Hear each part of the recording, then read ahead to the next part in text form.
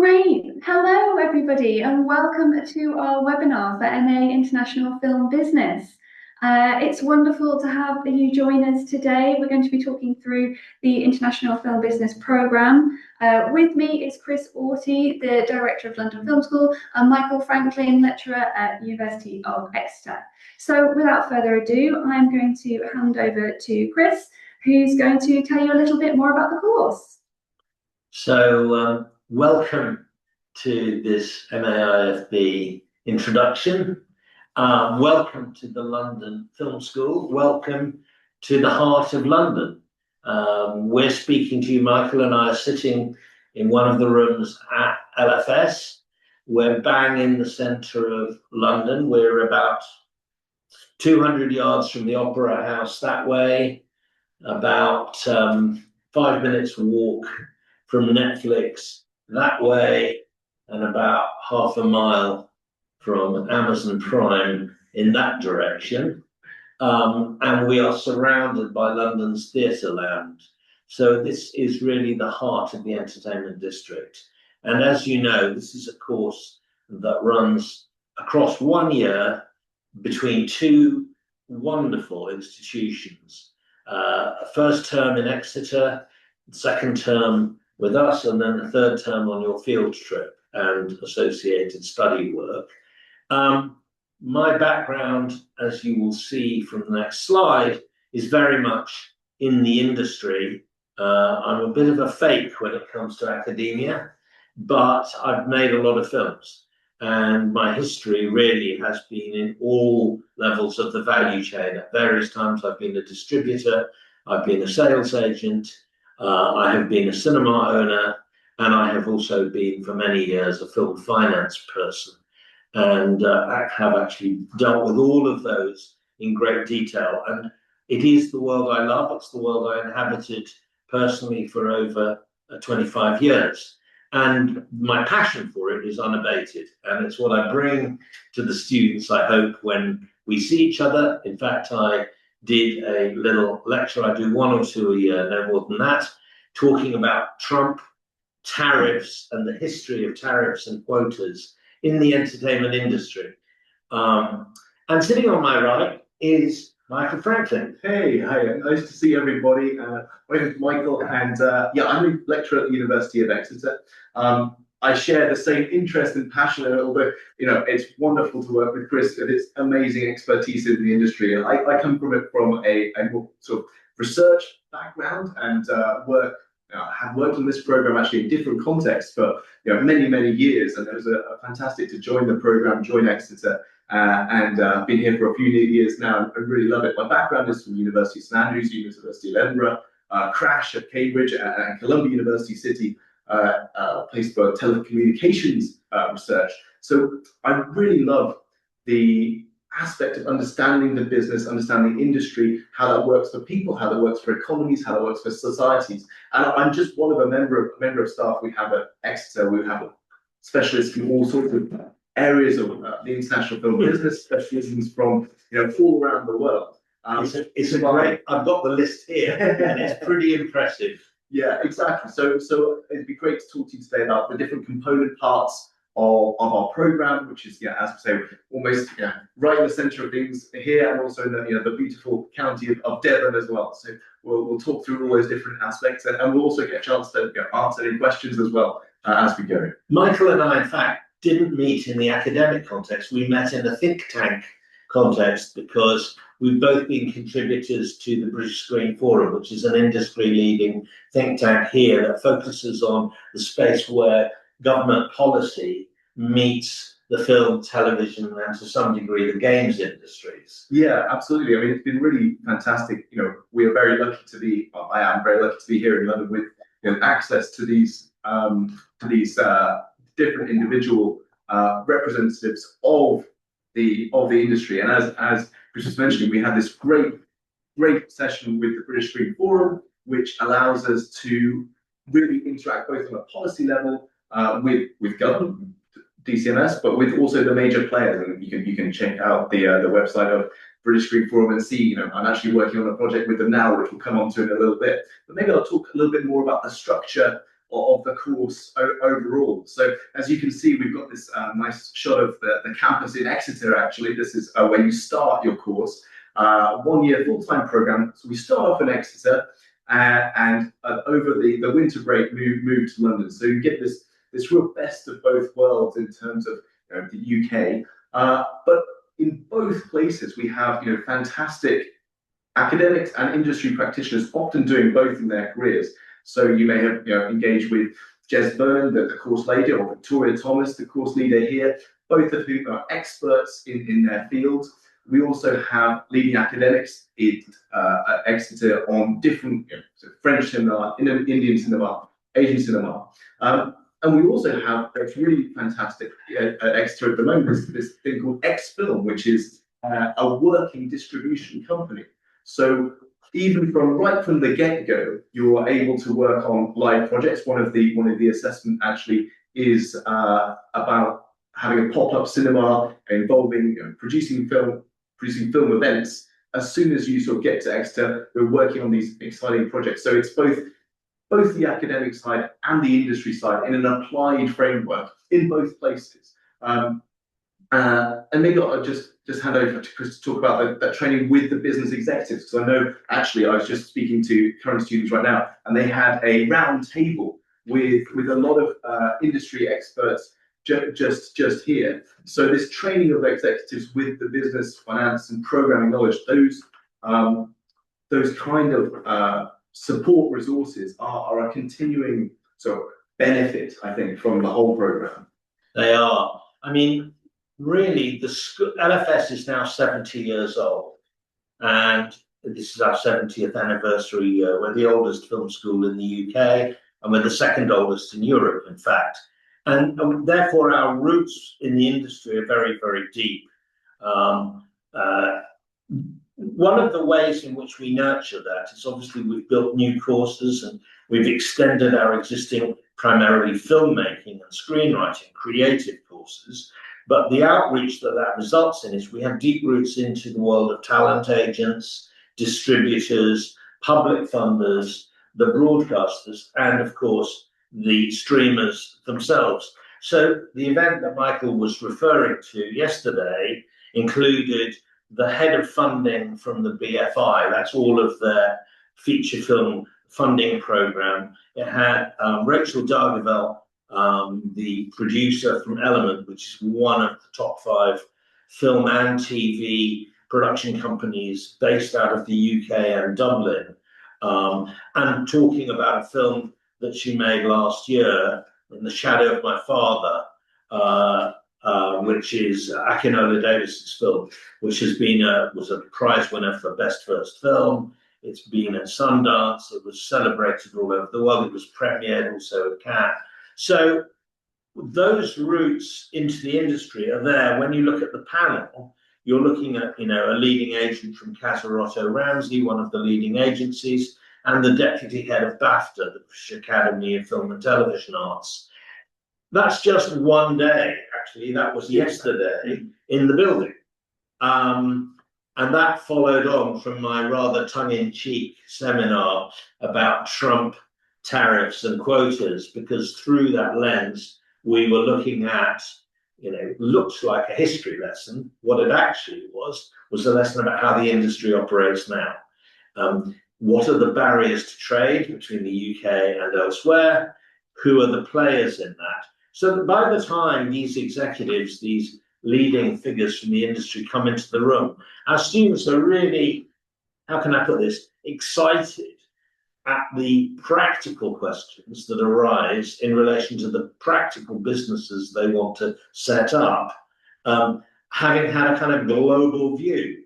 And when the students come to us in the second term, they've already had a fantastic multi-territory training with many of your colleagues at Exeter, because I look down that territory list and we're looking at Japan, we're looking at Indian cinema, we're looking at the cinema of Africa, we're looking at Latin America. That is, in other words, we can't do all of that in detail because you'd end up reading a telephone directory.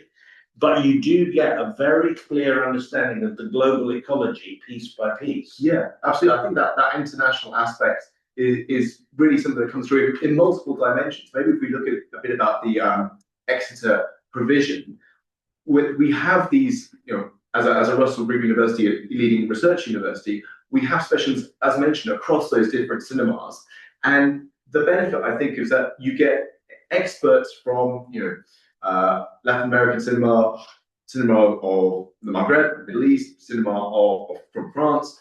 But alongside that, it's not just disparate territories that are providing wonderful cinema and wonderful businesses that we study, but the interaction of international people, cultures, and businesses is part and parcel of that. And the experts that Chris was mentioning, who organise and create films with multiple different international companies, partners, talent, is part of it. That international aspect of doing business is sort of part and parcel of the whole program.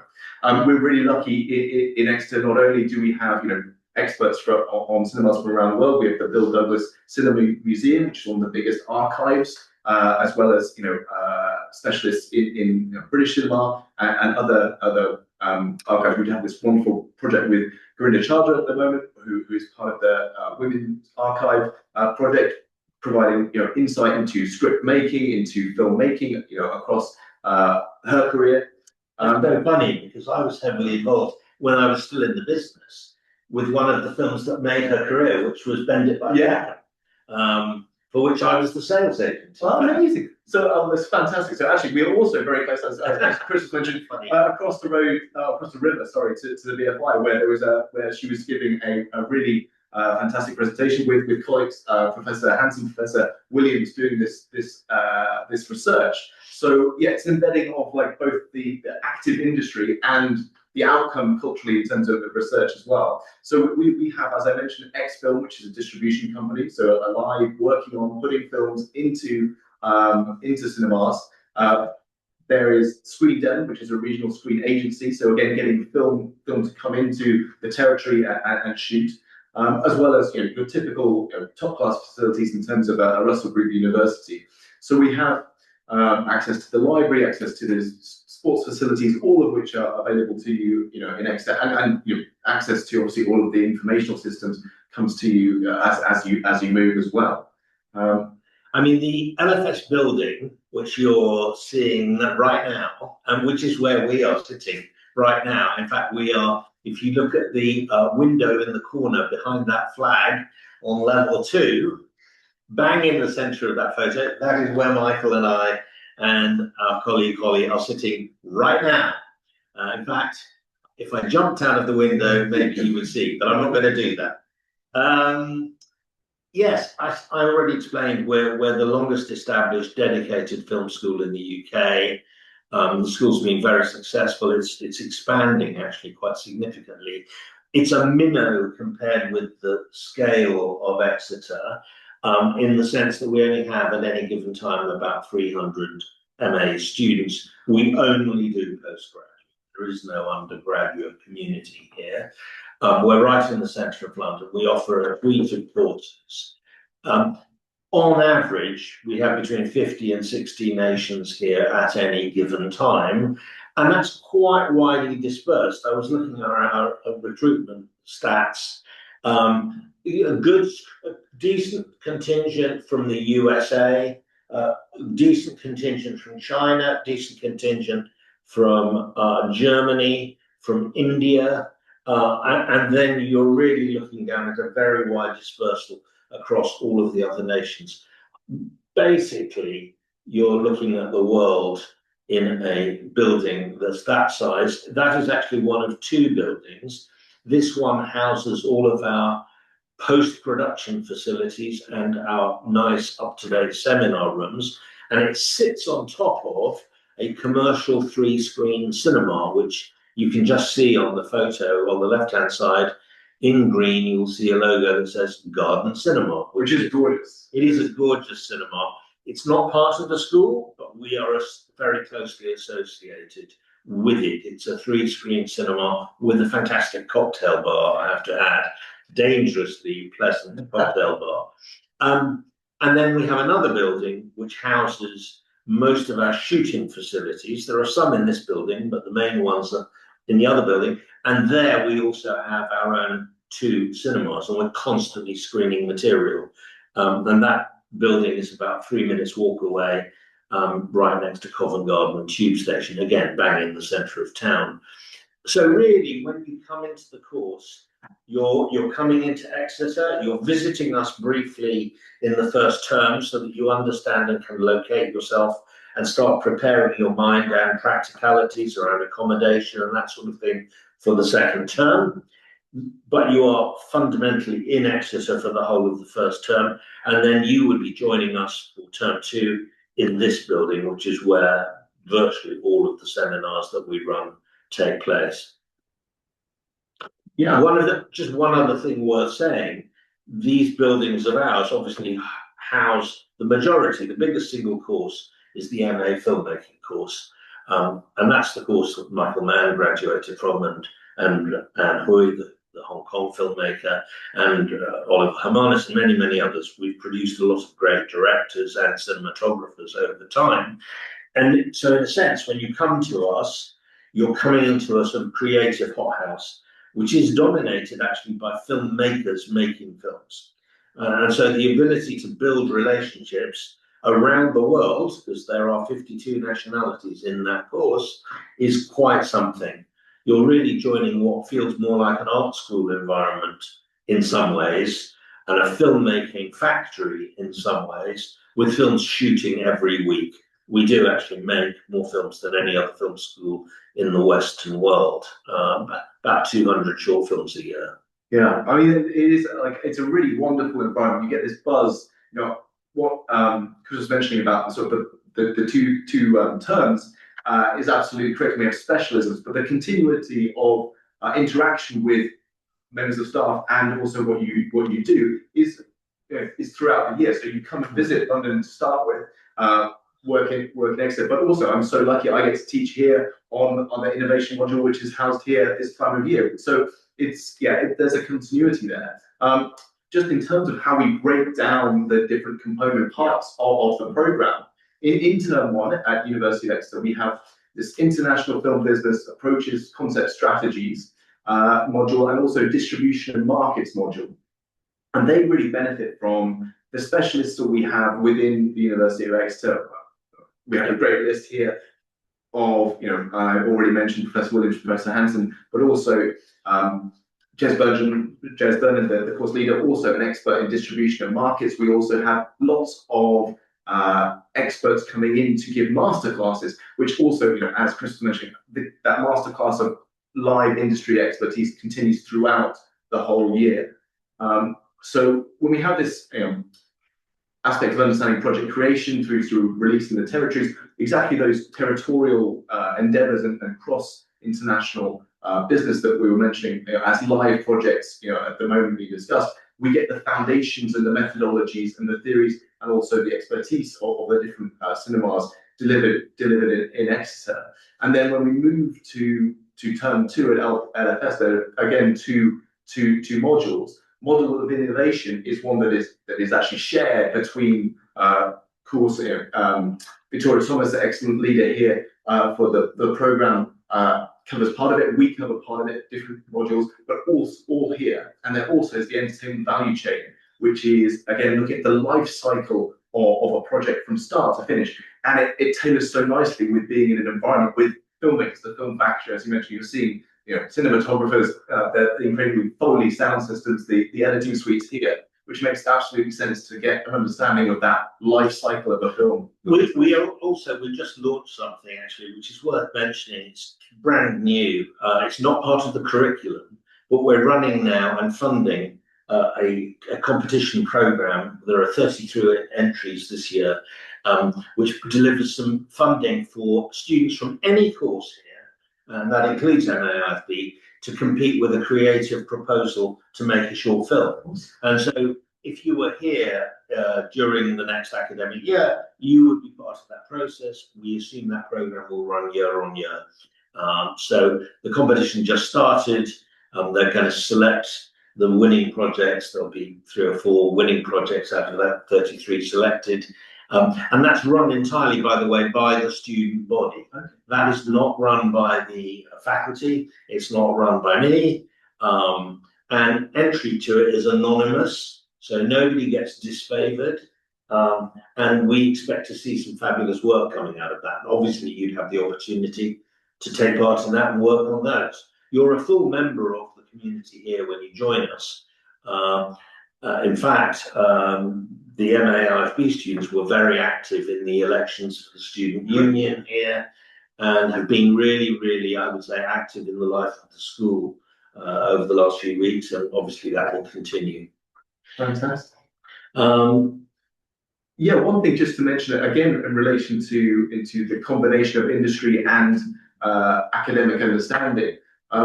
We have what we're privileged to have in terms of the Russell Group University research-led teaching, but it's research that specifically connects to the world that Chris has made and works in terms of distribution, cinemas, film financing. I'm very lucky at the moment, actually, just started a project for the BFI British Film Institute on addressing data gaps across the film value chain. So looking at innovation, and I'm looking forward to teaching models of innovation. I don't think Michael is blowing his own trumpet hard enough. This is a unique, once-in-a-generation research project, long in preparation, much asked for by the industry. It didn't come out of Exeter or LFS. This came out of actually the think tank that we both have taken part in the past, I think. Yeah, exactly. So if you were so minded, you could check out British Screen Forum and this Innovation Challenge Fund that we're working on. So that's a multi-year project. So and the data gap there is really saying we know quite a lot about the industry. We probably don't know as much about our own industry as the French know about their industry. Right. How can that possibly be the case? And Michael's going to put that right. Well, yes, indeed, that's so. But I mean, the learning and the tools that we're developing from that, that's going to be part and parcel of the innovation teaching that we're doing. So I think that, and equally, there are filmmakers here, live people, and specialists in all aspects of filmmaking that come in and do these sessions. So you're getting the benefit of experts in their particular areas doing that. So we also get to show amazing films. So again, through X Films, we had this most recent film, a preview film with Q&As. And what was really lovely is that actually MARP students came down to visit, to see the film, even though they moved to LFS, but they came down and part of a continued environment. But just going back to your research project, I mean, the thing I love about, as you know, I'm a big fan of that research project. We're a generation apart in age, but this is something that I thought was long, long overdue. And it's looking at a gigantic data set, right? Because you're looking at basically production volumes and outcomes and sales outcomes across a period that spans, 30 years? Yeah, I mean, we're both doing film finance production data gaps, which are, we're aiming to increase and improve the sustainability of investment in the sector, which is vital. We love films, we want them to be made, and that requires capital. And so from the film finance perspective, we do that, but it also matters about audiences. So audiences and marketing and how cinemas understand us as audiences, film lovers, and how they share that data. And there is great scope for improvement. Well, there is huge scope for improvement. I think it just goes to the point that in coming into this environment on this particular joint venture course, you're coming really to the heart of expertise around the economics and the cultural interaction of economics, policy, and aesthetic choices that goes into making film. I mean, really, there is nowhere else in the UK that's kind of delivering that three-faceted, interactive thinking about what it is, what the industry is, what it could be, what it has been in the past. And I think that's quite unusual. On the cultural point, by the way, I would say that as you in term one at Exeter get this wonderful exposure, continent by continent, really, to various Chinese industries, and Jez, who's teaching today, I think that Jez, one of the other senior, he's one of the conveners, of course, has a huge expertise in the Chinese industry, specifically, doesn't he? He knows the Chinese industry well. So there's a real engagement with our friends from China who come on the course, the lived experience of it, and also the academic study of it. When you're going through that term one and you've got screenings and so forth to back it up, when you come here, you get into the situation where you've got really world level filmmakers doing masterclass Q&As and screenings of their films. So a few weeks ago, before the Easter break, we had Mike Lee, 6 times Oscar nominated, winner of the top prize in Cannes, now in his 80s, came in and screened his last film, Hard Truths, terribly sad film, wonderful film, made me cry, and I was watching it for the 3rd time, and then talking for an hour and a half with the students, and there were a large number of MAIFB students in that auditorium. That was in our own cinema, which holds 90 students. So a lot of the students who come here really find that offer fabulous. Yeah, it's a community, as you have been. The reason perhaps you're on this call is you have a love for cinema, and that is replicated and amplified by the opportunities that we're able to share, which is really enjoyable. When we did the 10th anniversary celebration last year, which was actually the 11th year of the course, when we did that, one of the we pulled together alumni from the entire history of the course. There's been a lot of continuity on this course as well, it must be said, because Professor Will Higby, who is the head of department at Exeter, was the founder of this course, and he's still very, very much involved. What was fascinating when we did that meeting with alumni drawn in virtually and some physically here, the ones who lived in London joined us in person to celebrate that 10th anniversary. Everyone's drawn in by this passion for film or high-end television drama in some cases. But the range of career options that people went on to enjoy was absolutely phenomenal. We had people calling into the celebration from Latin America, working in commercials, people working in feature film, some people working in things like public policy around audiovisual, others working in the games industry, many working in film, has to be said. That is probably the centre of gravity of the course. But the learning that you get from this, I would say, are really top-level executive training that can be replicated and deployed across all of the many facets of the entertainment industry. Primarily the audiovisual industry, but I wouldn't be surprised if some of our alumni didn't end up also being able to pack their bags and move into, live performance theatre or the music industries, because so many of the lessons we teach have application beyond the boundaries just of film. Well, I was going to say, that executive level was one that struck me, and that even though it's 10 years, but there were people from only a few years out, and both operating. We had some great examples of someone at a cultural institution, and she was the CEO or the lead person at this cultural institution, which had interest in film, but also in fine art, in theatre, and was leading this massive organisation in her home country, but from a management level, executive level. So that kind of thinking of operationalizing this love for cinema, but in a very practical sense, has led them to a really, really successful career very, very shortly after leaving. And on the other hand, in terms of technical skills, we also have people who've just left, joining major motion picture studios as in data analytics, in marketing. So the range of opportunity is impressive, but also the consistency and skill level. Yeah, absolutely. I mean, Oscar Narbel, who is a relatively recent alumnus and was a keynote speaker actually at the graduation show, not this year, but I think 2024. Swiss, French, German, multilingual, super bright, is now sort of he's only in his mid-20s. He only graduated 2 years ago. He's now the right-hand person within one of the most active finance companies for film in the UK, Headgear. and that he's working in a very interesting, very specialist, very dynamic zone around film financing, based in the heart of London. And when I last spoke to him, he said, "I'm really sorry, I haven't got much time to talk. I'm working ever so hard, but it's great." It was really, really enjoyable. He clearly loved it. I think the community aspect also is worth emphasising.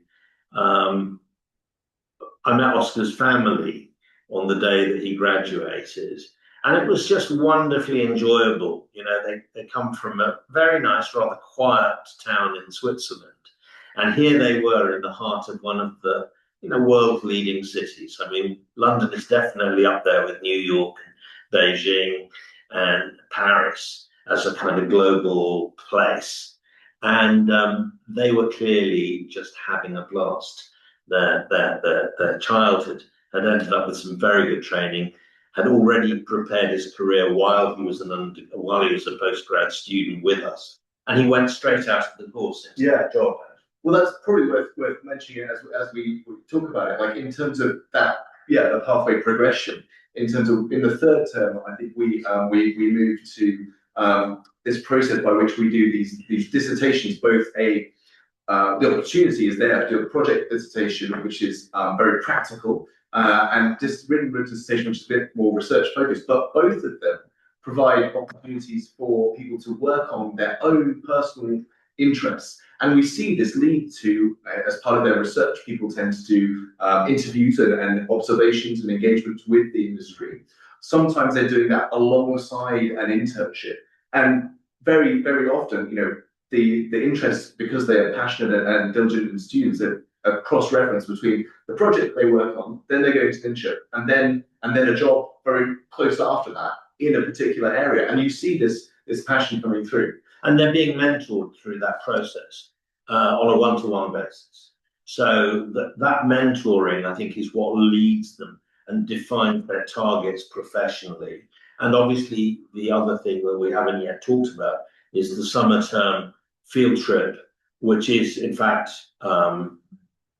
rather glorious. It's the subject of envy from many of the other students here at the school at LFS, and that is the field trip to Cannes. Cannes being the biggest market for film in the global film calendar. It happens to run alongside the world famous film festival. Glamorous it is, it's also very hard work. And our students are there for about 5 days. And that is really a research focused activity.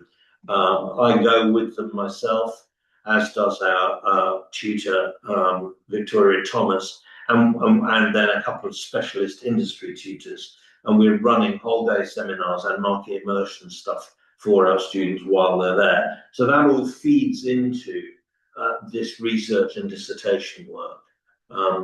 It is, of course, fun, but I emphasise and hard work. Yeah, I think it's a hugely valuable thing to do. I mean, obviously, it's lovely to go to Cannes if you were just going to Cannes, but it's much better to have a purposeful, project-led approach to doing the kind of industry work that one might do as an executive right there whilst you're there with the experts to accompany you.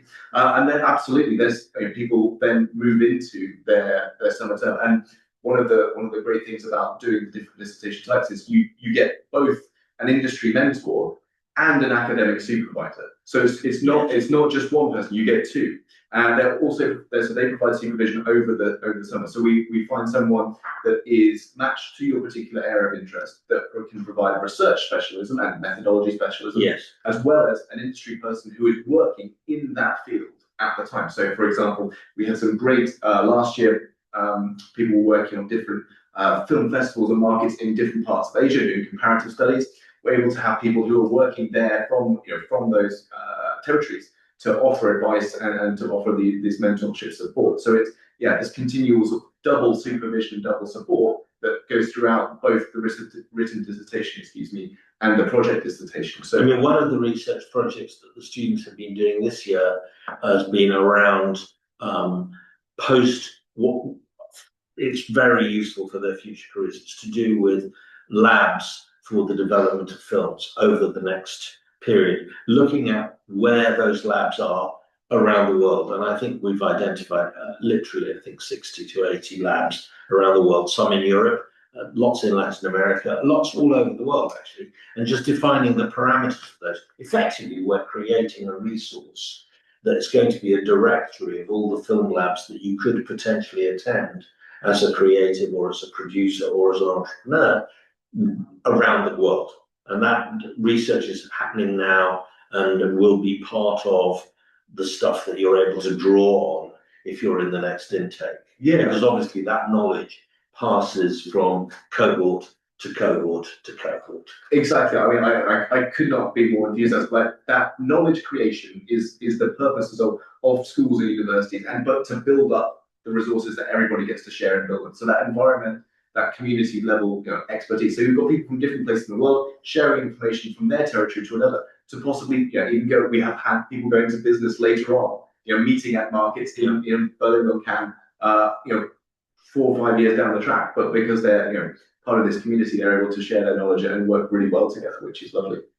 I mean, one of the nicest things I think about the community around the course being relatively small is that the engagement with the students is very strong. And I certainly have got connections with, and these came to me, by the way, before I ever joined here. There were students who approached me in my business life who were interested in me as a kind of investment management person in film. And a couple of them ended up so bright and so engaging that I've stayed in touch with them over the years. And I'll be at a market and I'll get a tap on the shoulder and it will be one of the MAIFB alumni. I've now wound up that investment portfolio strategy work that I used to do.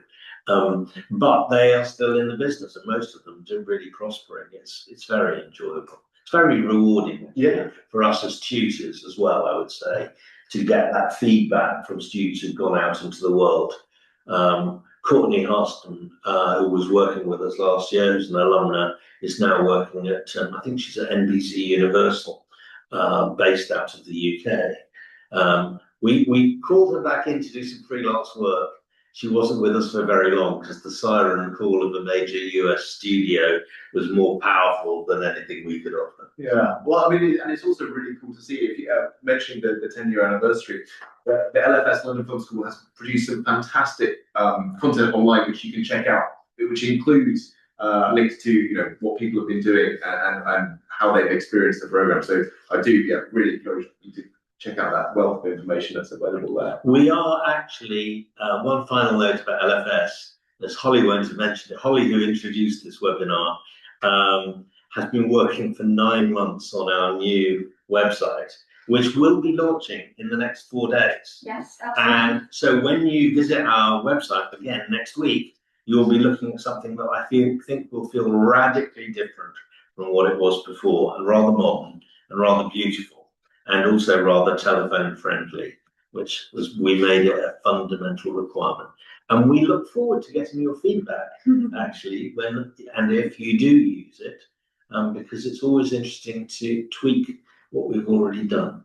But that said, shall we turn to who are we looking for? Yeah, exactly. I mean, I think we've foregrounded the sort of the professional level of output that is coming from the program, and the level of expertise that is embedded within the program, and that is the level of commitment that we're looking for in people to be part of it. So it is people who are knowledgeable and passionate and committed to film and high-end television and the wider creative industries that are connected to film, which are broad and are ever evolving very dynamically across platforms and across territories. But we're looking for people who are able to both express and learn more through high-level research, through engagement, critical analysis, with the skills to be able to apply across these 4 different modules, plus the dissertation modules, plus the live projects that are done at Cannes and equivalent places. So it is that combination of passion and practical knowledge, as well as the commitment to see projects through, because these are challenging projects to make a film. It's this wonderful endeavor, and it requires a significant amount of engagement. But there are plenty of wonderful opportunities to help you on the way to do that. And we very much think of this as having practical application, by the way. So those of you who come to us from an academic background, or those of you who maybe come to us with more of a commercial background, I would say that, for example, on my mantra is that when we're asking you to write a presentation, we're asking you to look at that as one of three possible types of presentation. One is what we would think of as an analytical presentation, the kind that the think tank might commission. One would be the kind of presentation that you might be expected to give to the board of a major corporate, where you're presenting something in order to ask, for example, for a budget to engage in a major new activity for that corporate client. And the third way we look at it is as a sales presentation, where you've actually got a concept and you're now selling it to potentially an end user of that, broadcaster or whoever it might be. So when we think about what is a PowerPoint, we're not thinking about academic essay in isolation. We're thinking about really great research skills, a commitment to really thinking and doing the heavy digging that goes with that research, and then, crucially, the ability to think and present in at least three different buckets, all of which are informed with the kind of academic rigor that luckily Michael and his colleagues bring to the table. I'm the hooligan outsider. That's what we're looking for. So I suppose our ideal candidate is a kind of unicorn-like creature who has, strong intellectual instincts, an appetite for learning, a sense of fun, a high degree of international engagement, and a wish to develop a proper career across the global world that is the entertainment world. There is no such thing as a territory by territory entertainment industry. Really, it is always a global industry. And obviously the interpersonal skills around collaboration and communication that I think are fundamental for anyone who wants to work and succeed in the film, television, games, commercials, sort of amphitheatre. Yeah, exactly right. I mean, as you can tell, it is specifically tailored for this purpose, for the international film business, for the industries that are connected to it.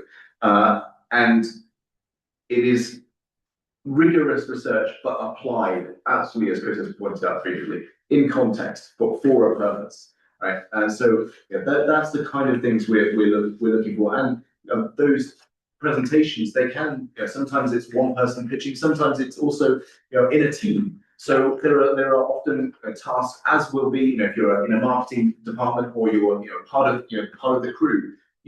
Teamwork is essential. Working with other people, being a good team player, and being part of that sharing and amplification of ideas is really, really important. And it's also a great opportunity. We have these groups, people from all around the world, all different expertise, different backgrounds, who are able to share and benefit from each other, which produces great work. It does. I mean, when I was looking at the teaching list for some of the stuff we did last term, and we've got people here teaching on the course while we're in London, but we've got people teaching from Alibaba Group in China. We've got people from Malaysia, the Philippines, Indonesia, Singapore, Kenya, Nigeria, South Africa, and then in Europe, Germany, Italy, Hungary, France, and then into the Caribbean and Latin American world, and like 5 tutors spanning Brazil, Mexico, and Chile, for example, which really covers the gamut in terms of what Latin America is and means and how those markets work. So this is not for I would say the ideal student needs that primary virtue that I think Michael and I still have, which is curiosity. How does it work? What makes it tick? How can we define it? Where's my place in it? It's an endless series of questions. And if you've got that appetite and you've got decent English, because without that, we can't help you with your research, and you've got a commitment to building a career in this huge industry. It is an enormous industry. Think, Netflix, Warner Brothers, think all the major studios, think Amazon, and you're getting to see some scale there that is global, let alone every domestic broadcaster, every domestic film distributor in every territory in the world. It's an enormous industry and it's a gigantic world to navigate. And to navigate it, you also need the tools to understand it. And I think that's what this course does provide rather well. Yeah, 100%. Yeah, I couldn't agree more. I mean, it might be also a great opportunity if people do have questions and people are online and would like to maybe talk to us about. We've got one question already jumping in, so please do jump in more in the chat. I'll just yeah, absolutely. Please do pop any questions in the Q&A box. We've got one question here already, which I'm just going to read out. What is the day-to-day schedule? Is there time to have a part-time internship? Also, are there scholarships for Americans? This new US administration has taken away government funding for international study. Is that something that we could answer? Well, there are three questions. Yeah, I can certainly talk a little bit about a couple of the first ones, and so we can share some of the other questions. I mean, the day-to-day schedule, it varies greatly across both the different terms, the different modules. It's very busy. There are masterclasses, tutorials, pop-up screenings to organise, presentations to give, etc. There are screenings to go to. On the other and all the other additional things that Chris has mentioned, but there absolutely is opportunity. People do internships for sure. It tends to be during the summer when people take up an internship. So we had people within a studio. In fact, I think it was NBC Universal in Paris that they then left their internship to join. There is, I believe, depending on one's visa status, there are certain types of restrictions on people's ability to work for pay and work for a certain number of hours if you're on a student visa. It basically depends on which territory. Exactly right. Exactly right. But fundamentally, you should be able to do some level of internship while you're doing the course. Yeah, I mean, I would really heartily encourage you to get in touch with the immigration team, which is a specialist part of the University of Exeter, who will be able to tell you exactly the different types of opportunity and sort of legal availability depending on visas. I'm happy to pass you on to those specialists. You drop me an email when my email's on this presentation. We would certainly, where you can, where your visa permits it, and I think that is in quite a few cases, by the way, from experience. But where you're permitted by your visa, we do also encourage that. And the schedule while you're here with us, for example, the teaching days are compressed into basically 3 key teaching days, and the rest of your time is research time, and that keeps you busy. But if you're hardworking, you do have enough time to do other things. The short answer to the US question, which is a question about public funding for US students, that is an ongoing thing that we worry about. It's not something we can particularly help you with. We don't have US specific bursaries, I'm afraid. But we would encourage you to look for foundation support and other support. The courses and the schools, both Exeter and LFS, are very highly recognised, and the US administration knows us of old, and we are in good standing with them. So you should be able to access other forms of support, and I wish you good luck.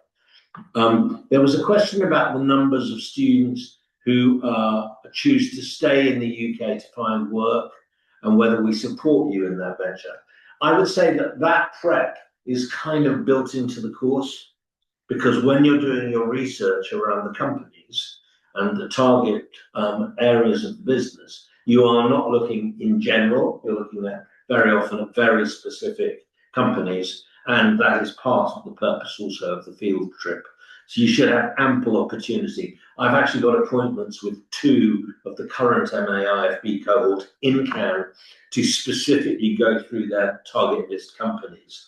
And those are both students, one from China, I believe, and one possibly South African, who want to look at opportunities to stay and be sponsored to stay in the UK. It does happen. Yeah, I just want to say again, wonderful. It speaks to the previous both questions. We actually have one of the guest lecturers who is an alumnus who she was is an American who came over, did the program, loved it, worked, had an internship. I think it was either Studio Canal or Pathé, I can't quite remember, but then made, first few years of her career in the UK and Europe, went back to work for a talent agency in LA, and now gives us the benefit of that experience through masterclasses. So absolutely, it is a route people take, and it's possible. And I think there's a question here, from. Okay, we'll come back to you, Joel. There's one from Mathieu Marjan about the application process. Now, this is managed by Exeter. This is part of the process we're not involved in. Is this one that you can answer? Yeah, I mean, all the information is online. You go in through an online system. It's a centralized system. It's all on there. If you go to the University of Exeter website, Google the IFB University of Exeter, all of the stuff is there. That will include links to visas, student visas, and things like that. If that's something that is required. If you have any, you can't find something, or you have a question about that process, please don't hesitate to drop me an email. I will connect you to the right people. But yeah, it's all available online. And I think the other question was about content of the application itself. Was there? Did I see a question? I think there was a prior question about that. It was. Do you need a letter of motivation? And do we have to have had work experience in the film industry? No, is the answer. And is a bachelor's degree, for example, in business administration, sufficient? And the answer is, depending on the grade, yes. Yeah, exactly. So we have people that have, come straight from an undergraduate degree, and they maybe haven't had experience. There are some people who are, maybe a few years older. They've worked in the industry for quite some time, and then come. We have people actually coming from America and from South Africa this year who have been working, in the industry and have decided that they want to level up their careers and come to this specialist course. So yeah. All of those different options are considered. And I think now we had Joel. So this is about the deadline question. I cannot remember. We are currently fielding applications. The deadline is upcoming, but I cannot remember exactly when it is. And we will actually be joined, I think, before the end of this webinar by a couple of students. Holly's just gone to see if they're free to take part. Yes, hopefully they'll give us a chance to check out. Can you remember the technical application deadline? No, not off the top of my head, but it should be on the website. You should be able to see that on the course website. It's a centralized process, but and it's open now. So please check it out. If you have any questions finding that, or questions about those technicalities, please email me. But the email is in the presentation. Franklin3. I think Joel's question about preparing resources. Yes, before term starts. Right, where should we begin and where should we end? Well, I was going to say, actually, we're at the moment. I'm redoing some extra reading lists at the moment. But what actually it speaks exactly to the information that's on the website. So you can go to the MARB page on Exeter, and you can see all the details of the structure of all the modules. You can also, when you click into those, so for example, the film value chain or models of information, you click in, there's a pop-up, and it can take you to the whole specifications of the module, and that includes indicative reading lists. Yeah. So you can check out those, and that includes both, articles, books, but also other resources, industry resources. So work your way through them. The more that you know when you come here, the better. It's wonderful to have that ambition and that. We salute your ambition, Joel. Yeah. That's what I would say. So so please do. There's lots of that information that's already there on the website. So check out those authors and those reading lists. And then on the question of accommodation, I mean, at the Exeter end, most people are accommodated within the campus or not? I think there's a choice. I mean, Exeter, it is a very small city. I mean, compared to London, it is tiny. So everywhere is walkable. There is campus living on the university campus, so there are halls of residence and such. There are also plenty of opportunities to rent accommodations in the city, but which is 10 minutes walk down the hill. So that it's never been a problem. We also have a process by which we check in and make sure that people, as they're moving from Exeter to London, sharing information, making sure that everybody is set. We don't book the accommodation for you, not undertaking that for you, but we offer support of where are people staying, who is still looking for a property, ensuring that by the time we get to December, January, people are all set. And at the London end, you'll have guessed from the fact that we only have 300 students here, we are a film school, we are not a university. We do not have halls of residence. We do, however, our registry department obviously has many years of experience of dealing with international students, because we are largely an international institution. 85% of our students are international, and we're very, very used to dealing with international students who are looking for accommodation in London, and they will find accommodation in London. In the introductory day that takes place, and I think we'll do it either in September or at the very beginning of October, you will get a chance when you come to London. You'll meet the registry team. They will furnish you with suggestions on landlords. And we've got obviously a lot of learnings from previous cohorts of students across the whole school in terms of where's a good place to look and what things to look out for. So don't panic about that.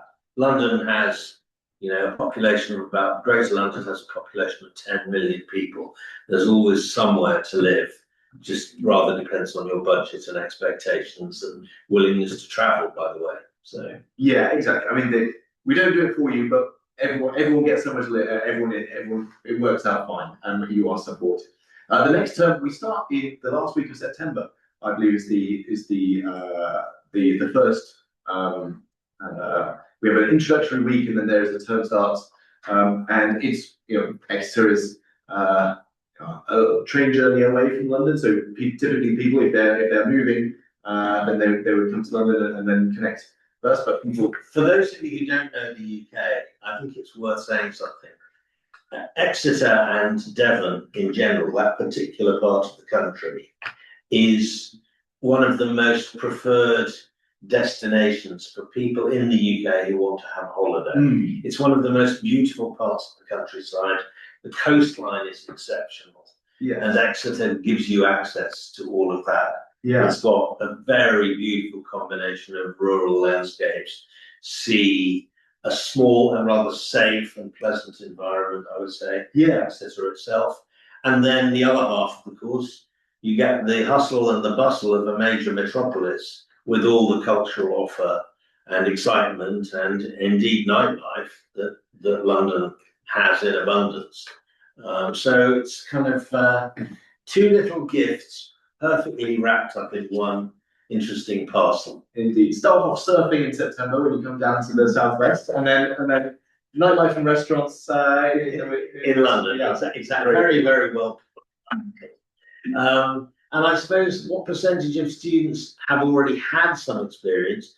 I don't know, probably a third. Yeah, I mean, it varies year to year, I would say. So sometimes we'll have a year where lots and lots of people have, sometimes far fewer. I would say that's and that varies in terms of the level of experience. So it can be that people have worked in the cinema whilst doing their undergraduate degree, or they have worked in a festival for like 2 weeks or something in a summer. That's certainly what I used to do. I used to work my summers at the Edinburgh Film Festival, and so there's that balance. And then there are people who have they've come out from maybe a technical part of filmmaking and have decided that they want to move more into the management and executive part. So they have 2-3 years of experience in that particular field, but they don't know the rest of the global film industry. And the rest of the film value chain. So there is a variety, but the benefit is that you get to learn what other people have learned and they share, which is really, really nice. But yeah, I think of course but then it can vary. Wonderful. Well, that's all the questions that we've been asked. So thank you everyone for submitting your questions. We have got that email address on screen for anybody who's got any more questions. But that does take us to the very end of our webinar. So thank you very much to everybody for joining us. Will this recording actually be posted anyway? Absolutely, I just you took the words right out of my mouth. Sorry. This webinar has been recorded, so everybody who's registered for it will receive a copy of that recording, so you can watch it again in your own time whenever suits you. And do feel free, obviously, to pass it on if friends, colleagues, or members of your family indeed want to know a bit more about the course. We're only too delighted to talk about it and share this with them.